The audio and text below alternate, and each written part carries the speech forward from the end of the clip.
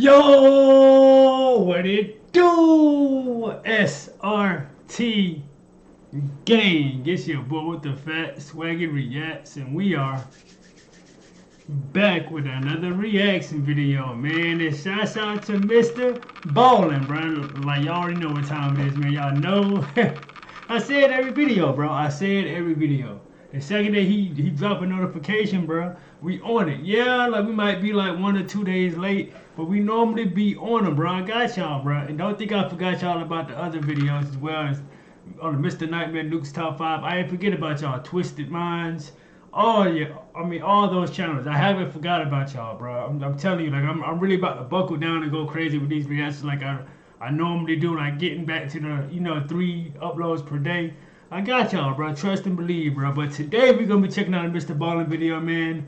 Never piss this woman off. So like, share, comment, subscribe, gang. Let's get into it. I'm less than 500 subs away from 50K. So let's go ahead and get there. Now let's go ahead and make that happen. You feel me? So if you're not subscribed, like, go ahead and hit that subscribe button, man. And if you are subscribed, share the video on it.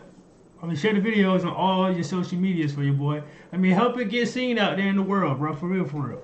So without further ado, man, let's get it. In early 2014, a sheriff's department in a little town in Oregon. Why do I keep doing that, son? There was a time when I barely knew how to turn on a computer. Now, I'm a cybersecurity specialist. ECP. In early 2014, a sheriff's department in a little town in Oregon conducted a search of a huge 20-acre farm tucked away inside of a forest. A local man had gone missing recently, and this farm was one of the few places they knew he had been. Very quickly into this search, a deputy was walking around the outside of the barn when he saw something strange on the ground. At first, he had no idea what it was, but as he got closer, it became very obvious. Not only would this discovery become front-page news all across the country, but it would also lead investigators to discover something much more sinister going on in that little town. But before we get into that story, if you're a fan of the strange, dark, and mysterious delivered in story format, then you've come to the right place because that's all we do, and we upload once a week. So, if that's of interest to you, please offer to make the like button a cup of coffee, but be sure it's full of coffee grounds. Also, please subscribe to our channel. That's messed up, but I mean, me personally, like, I don't drink coffee. I like iced coffee. You know what I'm saying? I know everyone, like, man, well, people always say, like, how the hell you drink your iced coffee when it's cold outside? It's just like, I don't know. It's just what I like. You know what I'm saying? And granted, like, I know a lot of people like coffee. I'm just not one of those people. You know what I'm saying? Like, what about y'all, though? You know what I'm saying? Cup of coffee, but be sure it's full of coffee grounds. Also, please subscribe to our channel and turn on all notifications so you don't miss any of our weekly uploads. Okay, let's get into today's story. Let's get it.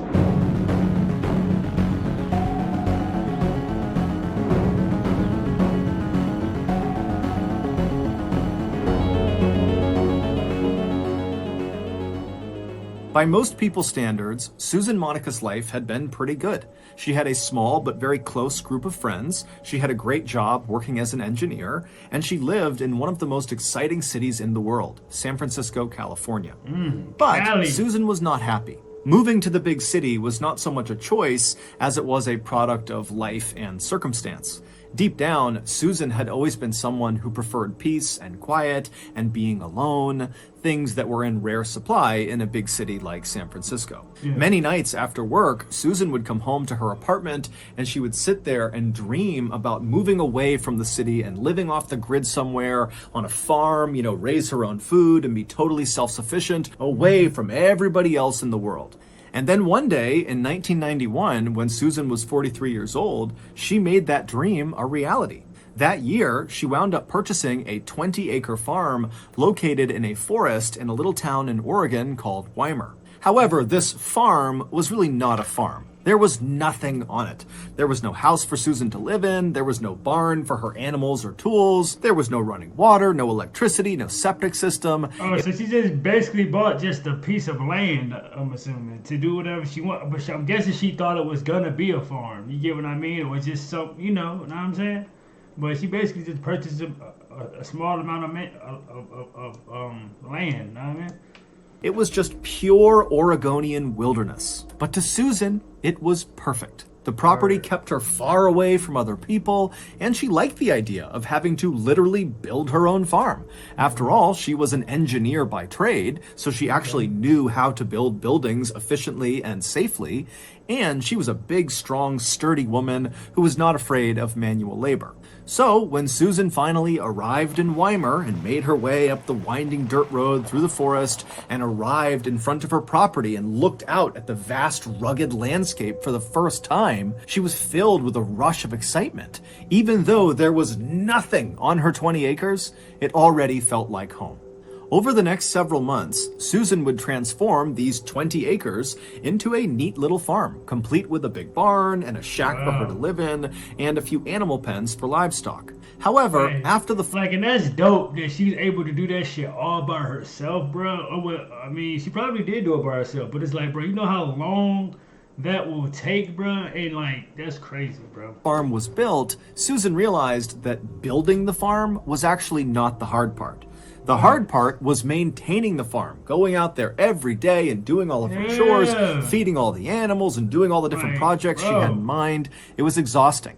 And so not long after the farm was complete, Susan realized that as much as she wanted to be totally alone out there, she had to set that aside and hire some help. And so Susan printed out all of these help wanted flyers and put them all over town in Weimar, and before long, people began making their way up to her property to inquire about the role. Most of these applicants were people who struggled to find work elsewhere, either because they lived a sort of transient lifestyle, bouncing around from place to place so no one was ready to hire them long term, or because they had a criminal record and just straight up could not get a job.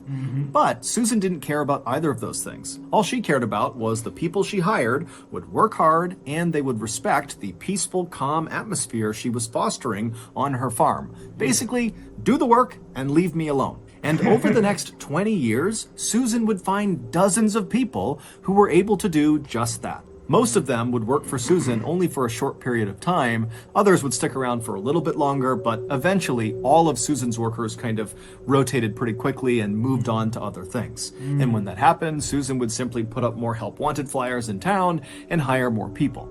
And in all the 20 years that Susan had been hiring these temporary workers at her farm, after they did move on and went somewhere else, Susan never heard about them again. However, that was about to change. On January... Hold up now. What the hell? Oh, Lord. It's time to take the next leap in Wi-Fi. Introducing Orbi Wi-Fi. I think he said first. After 20 years, right? She had so many applicants. Like, what was the reason for them leaving? You know what I'm saying? What did they just find something better? Was she doing something? Like, what happened? Like, for them, I mean, for you to go through so many people, but obviously, let's go ahead and finish the story. But, I mean, but it makes you wonder, right? It's crazy. 2014, Susan, who was 66 years old by this point, was outside of her shack out on her driveway when she happened to look up and see a car coming up her road. Now remember, she lives in the middle of nowhere. No one comes out to see her, so this is a very rare event. And so Susan is totally keyed in on this car. Right. And this car, they pull into her driveway, and then out of the car popped 3 young people. It was 2 young men and 1 young woman. And before Susan could even ask them who they were or why they were here, they were telling her. They said they were looking for their father, Robert Haney, who at one point had told them he was working on Susan's farm in exchange for a little cash, and also Susan was letting him park his camper on her property, and he was living in that camper. The kids said their father always checked in with them at least once every couple of months, but they had just gone this really long stretch without hearing from him, and since he didn't have a cell phone and no permanent address, they had no real way of getting in touch with him, and so they were out there looking for him to make sure he was okay. And so they asked Susan, "Do you remember our dad, Robert? And if so, do you know where he is?" Even though this whole situation was totally surprising for Susan because she almost never got visitors, so that alone was kind of jarring for her. But when she heard the kids say their dad's name, Robert Haney, she immediately knew who that was. Susan told them that she had hired their father the previous spring to help build a structure on her farm. And initially, Robert was really nice to have around the farm. He worked really hard, he kept to himself, he was quiet, and he had a dog that was really friendly and loving. But in August of the previous year, so 5 months into Robert's employment on Susan's farm, Susan would tell them that their dad totally changed. He started drinking really heavily and not really working very much and spending a lot of the day just kind of ranting and raving outside of his camper about how he wanted to exact his revenge on someone. Susan would eventually find out that what Robert was talking about is apparently one of his kids had been assaulted, and he felt very guilty that he had not been there to protect his child. And so the way Robert was handling this guilt was by drinking and thinking about getting his revenge on the attacker. Now, while Susan did understand why Robert felt the way he did and why he was kind of acting the way he was, it didn't change the fact that Robert's behavior had become very disruptive on her farm, and the one thing Susan really wanted was peace and quiet. And so she decided she would have to go confront. Oh, so maybe with him drinking, now they probably got in an argument. It probably got physical, this, that, and the third. And she owns a whole thing of land, so she can easily just like, bro, just kill this guy. Know what I'm saying? And like, bro, just bury him anywhere out there in the field, bro. You get what I mean? So it's kind of like, bro, like, this cannot, hey, I mean, let's continue, but I don't think this about to end well. Like he's already drinking, so he's erratic. He already feels guilty about certain shit, and she wants, you know what I'm saying? Like, oh, Susan really wanted was peace and quiet. And so she decided she would have to go confront Robert about his behavior and potentially fire him if he couldn't find a way to calm down. But before Susan ever had to do that, Robert one day just walked right up to her shack. He handed her an envelope filled with cash, and he asked Susan if she wouldn't mind looking after his dog for a while. And Susan was so taken aback by his complete change in behavior and this request that she just took the envelope and said, okay, I'll look after your dog. And then Robert nodded as thank you. He turned around and he walked away from her. And then a few moments later, Susan's standing there with the envelope in hand, watching as Robert is climbing into some white car that had just pulled up in front of the property. She didn't know who was in the car with him, and then the car turned around and drove out of sight.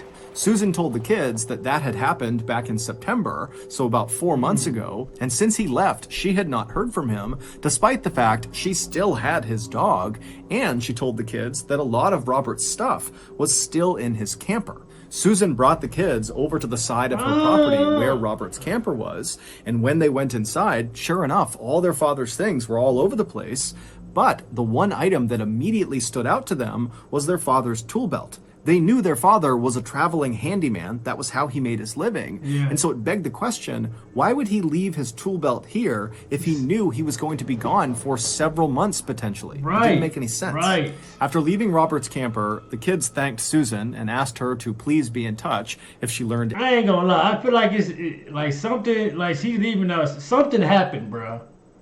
Something had to happen, bro. There's no way that like this is just gonna like, no. Anything else about their dad, and she said she would. No way. And then the kids got back in their car and they began driving south towards the Jackson County Sheriff's Office. When they got there, they asked to file a missing person report for their dad. However, they learned very quickly that it was going to be very challenging to locate their dad because their dad lived this transient lifestyle with no cell phone, he had no permanent address, he had nothing that could really be traced. But the investigators agreed with Robert's children that their dad's absence was a big concern, given the fact that his last interactions with Susan had consisted of him drinking very heavily and talking about going and getting his revenge on his child's attacker. And so the sheriff and the deputies were very concerned that that was exactly what Robert had done. He had gone out and potentially murdered someone and now was in hiding. So they asked Robert's kids if they could think of absolutely anything that could possibly allow investigators to track down Robert. And at some point, one of the kids said, oh, what about my dad's EBT card? EBT cards, or electronic benefit transfer cards, are like debit cards for state welfare services. You can use the cards to buy things like groceries, and the cards are definitely traceable. A few days later, I never knew that part though. As far as it being like traceable and shit, I didn't know that. When Robert's EBT card trace came back, investigators saw the card had been used just 1 month earlier in a Walmart located about 30 minutes southwest of Susan's farm. Now, this trace obviously didn't tell investigators where Robert was right now or what kind of condition Robert was in, but they you can still go to that Walmart and get footage on who used the card, right? The timestamp. Yeah. Had no other leads to operate on, Yeah, so they I think you decided they can. would go to the Walmart and see what they could find. Right. When they got there, the investigators were led to the back room of the building where they were able to review the security footage from the previous month when Robert was supposedly there with his EBT card. Right. But after reviewing hours and hours and hours of footage, the investigators never saw Robert on camera. However, they did see Susan on camera, and unbelievably, she was the one using Robert's EBT card. And so obviously this was very suspicious, and right away the investigators left the Walmart, went back to their office, and began the process of getting a search warrant to search Susan's farm. Oh, man. I told y'all, bro, she probably went there, they got in an argument, got physical, got in a fight or whatever, and she killed that man, bro.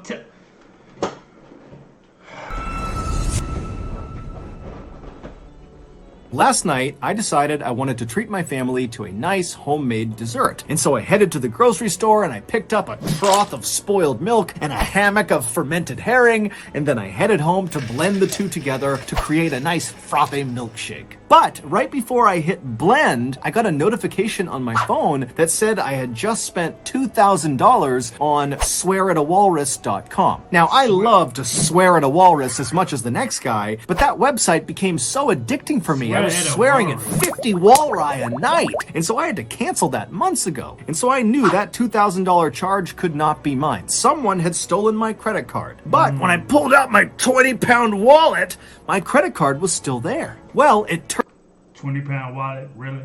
20 pounds? turns out the Dementor that was at the grocery store with me, who bumped into me as I was scooping up my spoiled milk, he wasn't just bumping into me, he was using his RFID scanner and scanning my wallet through my jeans and ripping off my credit card information. Yes, that's a real thing. People literally can scan your cards with a scanner through your pocket. Needless to say, after I discovered this, yo, it's crazy because I've heard of that before, bro. I just like, and I got a certain wallet for where you can't even do that with, like it's like, bro, like that shit is crazy how technology is just getting better and better and better nowadays, bro. For easier for people to steal your identity, steal your money, it's ridiculous, bro. I canceled my credit card and I got a Ridge wallet. Ridge wallet has a sleek and durable design. They can hold. Yeah, see, it's something like that, but it's kind of like I got like a little thing I can put down in all my cards are like right there, but it's like, but it got like metal size. You get what I mean? So it's kind of like, so people can't scan it with anything. Hold up to 12 cards, and most importantly, they are built with RFID blocking technology. So if you're like me and you're tired of Dementors stealing your credit card information with RFID scanners, then you need to get a Ridge wallet too. Get the best offer for Ridge with my link, ridge.com/Mr. Ballen, and save up to 40% through December 22nd. Again, that's ridge.com/Mr. Ballen. Yes, sir. All right, let's go, baby. A few days later, on January 10th, the sheriff and his deputies arrived at Susan's property, and when they pulled onto her driveway, Susan came outside to greet them. When she asked them, what's going on, they told her, hey, we're here to search your property in connection with Robert Haney's disappearance. And before Susan could ask any more questions, the sheriff said to her, hold on, just turn around, let's go back inside, I need to talk to you privately. Right. And so Susan, who was very shocked by this, just said, okay, and she turned around and led the sheriff into her house while the other deputies fanned out across the property to begin this big search. Right. Once inside of Susan's house, they sat down in her kitchen, and right away the sheriff says to Susan, okay, I have you on camera using Robert's EBT card. I know you stole it, so you need to tell me where Robert is right now, or it's going to get a whole lot worse for you. And as soon as he said this, Susan's look of shock on her face quickly turned into a look of kind of relief. It was like suddenly she understood what was going on here. And she says to the sheriff, no, I didn't steal his EBT card. He gave it to me along with an envelope full of cash when he left 4 months ago, and he told me to use it to buy dog food for his dog that I'm looking after. And since Robert had been gone for all these months, she had run out of cash to pay for the dog food and now was using the EBT card. Susan also added that if she had just stolen the card... Can you buy dog food with EBT? I don't know, honestly, bro. I've never tried it, but I mean, I don't know. Can you? I don't think you can, though. I don't know. from Robert, she wouldn't be able to use it because it requires a PIN number, and Robert gave her the PIN number. That's how she was able to use it. The sheriff was not totally sold on Susan's story, and so he continued to ask more questions, trying to trip Susan up about how she came to acquire this card, but Susan was very firm that Robert had given her the card, and that was it. And so after several minutes, the sheriff realized that Susan was likely telling the truth, which meant the EBT card angle was likely a dead end, and they would have to call off the search. But as the sheriff was standing up to leave the kitchen and leave the property altogether, a deputy from outside came running into the kitchen and without saying a word, just bent down and whispered something into the sheriff's ear. And as the sheriff is listening to this deputy, his face is contorting in disgust. He can't believe what he's being told. And after the deputy stands up and leaves the kitchen, the sheriff takes a deep breath and then looks at Susan and says, "Ma'am, you're going to have to come with us." Back at the station, a now very flustered Susan they probably found the body, bro. Was led into a small interrogation room where she sat down looking totally anxious. She's looking around, wondering what's going on. And then the sheriff walked into the room, immediately hit record on the camera, and then looked at Susan and says, "Has anyone died on your property?" The story that Susan would tell the sheriff that day in the interrogation room was so completely unexpected and horrific, it would make headlines all across the country. Before Susan began this story, she told the sheriff that everything she had said about Robert Haney's disappearance had been the truth. However, she had left one little detail out. After Robert had handed Susan that envelope full of cash and the EBT card, and then climbed into that stranger's car and driven away, after that, Robert had actually come back to her farm, and recently. Susan said she discovered his return when one morning she got up and she went outside to go feed her animals when she looked over at the pig pen and saw all the pigs who would normally be laying down and lounging around at that time of the day.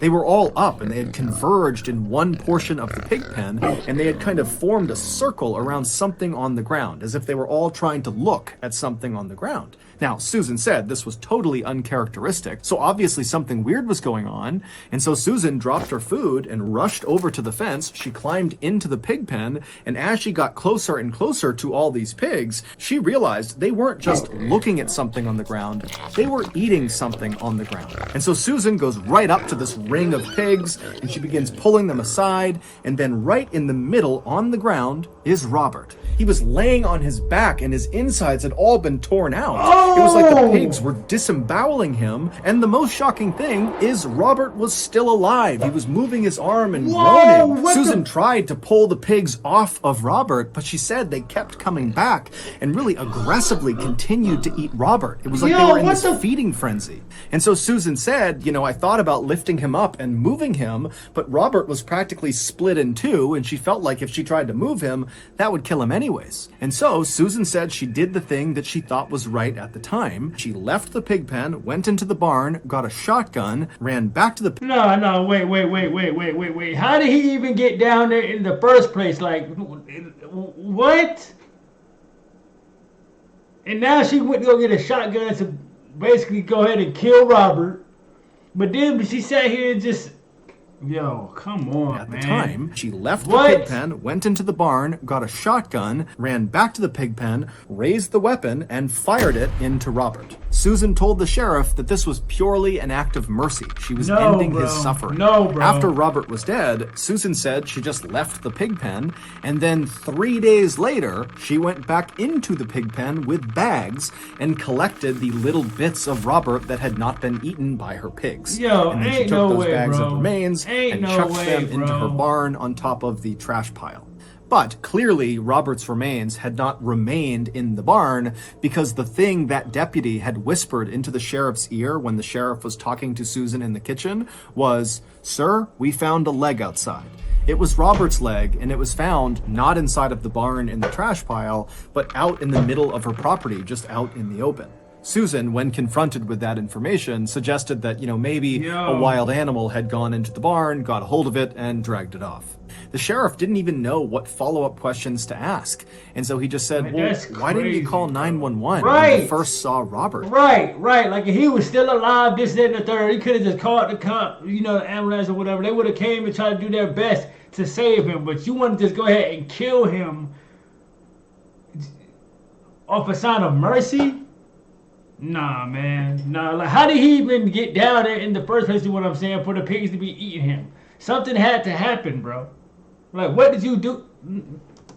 I mean, maybe we could have saved him. Or at least after he was dead, why didn't you tell someone? Right. Susan would say that the reason she didn't tell anyone is she was afraid that if word got out about what her pigs had done, then her pigs would be euthanized and she would lose a major revenue stream because she sold her pigs' meat in town. And she said even if her pigs were not euthanized, she was worried people in town would not want to buy her pigs' meat after they learned her pigs were attacking and eating humans.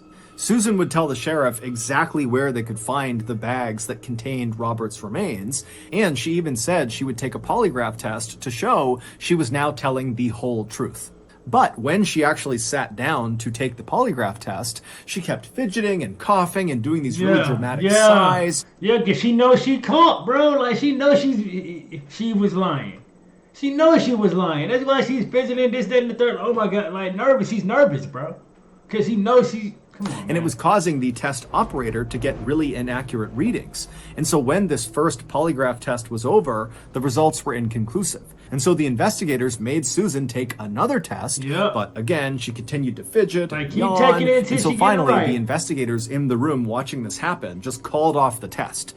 And when they did, they said to Susan, hey, we're going to search your farm, and if there is anything on your farm that you have not told us about, you're going to be in serious trouble because we're going to find it. At this point, Susan kind of stopped fidgeting, and she looked up at the investigators, and after a long pause, she reached out across the table and grabbed a piece of paper and a pen. She pulled it back, and she began drawing something. And after a few seconds, it became pretty clear she was drawing a map of her farm. And after the map was all drawn out, she drew a big X in the middle of it, and then slid the map back across the table to the investigators, and she said, if you go to that X, you'll find Stephen. And the investigators are like, who's Stephen? We're talking about Robert. What are you talking about? So she killed more than just one person, bro. It's probably multiple bodies on that farm, bro. Probably multiple bodies, bro. Like, come on, man. Because you said she, within, 20 years? Like, she had, like, hundreds of people that come to... Turn out, Robert was not the only farmhand to die on Susan's property. In 2012, about a year before Susan hired Robert, she hired another man named Stephen Delacino. And according to Susan, Stephen was a lot like Robert. He was really easy to get along with, he was quiet, he worked hard, but at some point, Susan said they had a big falling out. Susan said she started to suspect that Stephen was stealing her guns in her barn, and so she went to confront him. And during this confrontation, they got into this big fight, and Susan said she didn't really remember all the details of what happened next, but at some point during this fight, a gun went off, and then Stephen fell to the ground in the middle of the pig pen with his head bleeding, and all of Susan... In the middle of the pig pen, so she probably did the same thing to Robert, shot him, placed him in the pen with the pigs. The pigs ate all his insides, this, that, and the third. Like, come on, bro. This is crazy, bro. And then Stephen fell to the ground in the middle of the pig pen with his head bleeding, and all of Susan's pigs suddenly swarmed him and began eating him. The stunned investigators again asked Susan, okay, if that really happened the way you said it did, why didn't you call 911 if this was like an accident? And Susan would say, again, that her big fear was her pigs would either be euthanized or word would get out that her pigs were eating people, and the people in town would not want to buy her pig's meat because of that. In the end, as far-fetched as Susan's stories were about what happened to Robert Haney and Stephen Delacino, there was never any evidence that actually contradicted her claims. And so as a result, when Susan went on trial for murdering Robert and Stephen, it came down to whether or not the jury believed Susan. And they didn't. Not at all. I was about to say, they better not believe this shit, bro. There's no way that someone just accidentally just keeps killing people and they're falling in the same little pig pen. All her little pigs are eating them. It's just, come on, bro. Come on, bro. Come on, bro. Like, let's be real. To whether or not the jury believed Susan. And they didn't. Not at all. They believed that Susan was completely lying, and that in reality, Susan, who was known to have a very quick temper, shot Stephen and shot Robert very much on purpose, and then threw them into her pig pen. Exactly. We can only hope they were dead before her pigs began eating them. On April 21st, 2015, more than a year after Robert's children had reported him missing, Susan was convicted of 2 counts of murder for Robert and for Stephen, and 2 counts of abusing a corpse. She was sentenced to a minimum of 50 years in prison. While in custody, Susan would be overheard saying there were 17 other bodies buried on... Didn't I just tell you? Bro, I literally just said, bro, last 20 years, she's had 100 and something bodies. Those aren't the only bodies out there, bro. I literally just been... Yo, bro, like, y'all can't... Yo, this is crazy, bro. It's like, come on, man. Come on, man. Like, come on, man. Like, I told y'all, bro. This lady, 17 other bodies, bro. Yes, bro, we heard that right. 17. Susan would be overheard saying there were 17 other bodies buried on her property. However, when the police went out there and searched again very extensively, they never found any other remains. Well, bro, that's her mugshot now? Yo, this is crazy, bro. So, that's gonna do it. Yo, bro, shouts out to Mr. Ballen, bro. What the fuck? Yo, bro, this is why we react to Mr. Ballen, man. He has crazy stories like this, bro. Like this lady clearly was crazy, bro. Clearly was crazy. And like, bro, I really feel like she got what she deserves. She's gonna die in prison, thank God. You know what I'm saying? Because she deserves it, bro. Because like, no one deserves that, bro. No one deserves to die when they're just trying to make an honest living, trying to make a little bit of money to get by, bro. But you want to take their lives because, I don't know, man. That's crazy. They feed them to the pigs? Like, that's crazy, bro. Like, shouts out to y'all, bro. Tell me how you guys feel about this video, man. And trust me, again, those videos are coming, bro. I'm about to start dropping, like, crazy content for y'all, bro. Like, share, comment, subscribe. Get this video to 300 likes, gang. And SRT gang. I am out this thing, man. Let's get it.